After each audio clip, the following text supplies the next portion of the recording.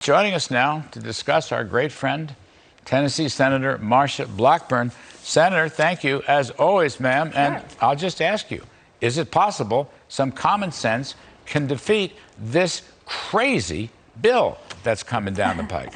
Larry, I have to tell you, as I've been out and about around Tennessee this week, we have heard from so many people, Democrats, Republicans, independents.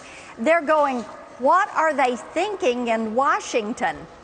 Where do they think this money is going to come from? And people liked the Trump tax cuts. They had benefited from that. You saw tremendous growth in the take-home pay from individuals that are hard-working taxpayers. They don't want to give that up. They don't want tax increases. A lot of our mom and pops, and you mentioned restaurants, bar owners, logistics companies, trucking companies, they're going, hey, wait a minute, why are we the target? Does Joe Biden have something against bar owners? And the list goes on and on.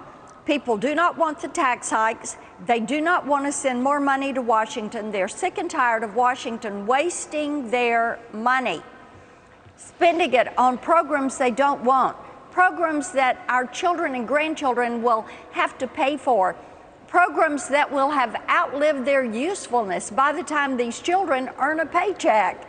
And people know the federal government never gets enough of your money. They know they waste it when they send it here, and they're saying, you have to get your priorities straight, and then we'll talk about budgets and appropriations and bills. But right now, after inflation, after the Afghanistan debacle, after these mandates, lockdowns, vaccine mandates, mask mandates, they feel like this administration is so on the wrong track that they're going, bring us 2022. Let's make certain that Republicans are going to take the House and the Senate, because this isn't working for us.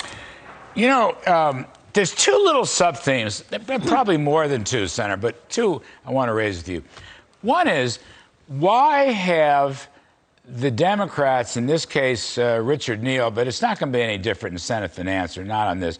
Right. The worst attack, the worst tax attack, Senator, is on small business, which in many ways is the heartbeat of America. But they are getting the worst of it. Street. Their top rate goes up. They lose their 20% deduction. They have other bells and whistles. They're going to wind up paying over 50%, federal, state, and local. I mean, why go after that group particularly? They're not even the richest ones. I mean, if you're going to play class warfare, you kind of missed it.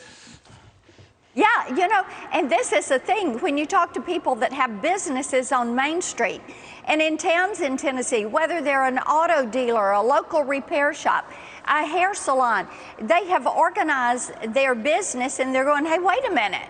Why are you picking on us? Because we pay our taxes, we're good citizens, we're part of the community, and now you're picking on us.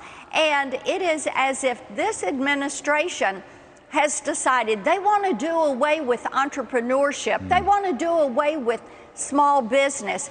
They don't want further innovation. By the way, let's just have big companies that are going to have outlets in counties and cities and towns around the country. That way we can control it all from Washington, D.C. and never have to go out here to flyover country. I'm telling you, this is a group of elitists.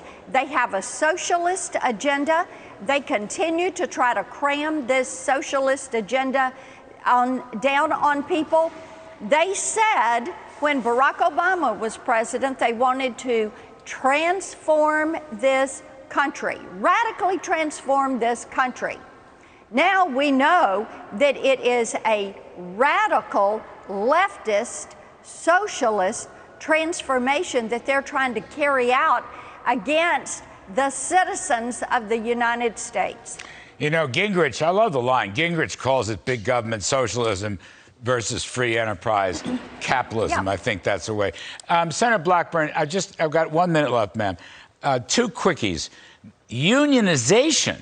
If you get a nickel from the federal government, you got to be a union shop, no more right to work. And then this crazy stuff on immigration that would actually let all the people crossing the border become some form of legal amnesty. What you make of those two things, unionization and immigration? Yes, you know, have individuals, give them a green card, give them legalization, send them to work in a field that is going to have a union, or expand the unions, pump money into those unions, then you're controlling your voting blocks, and the Democrats never lose. Well, I don't know what that stuff's doing in a budget reconciliation bill anyway. They can't even get that right. That's why we're working to make certain they don't pass it. Every single day. I'm on the fight for freedom, Larry. I wish you all the best luck in the world, Senator Blackburn, Tennessee. Thank you very much, ma'am. As always, appreciate it.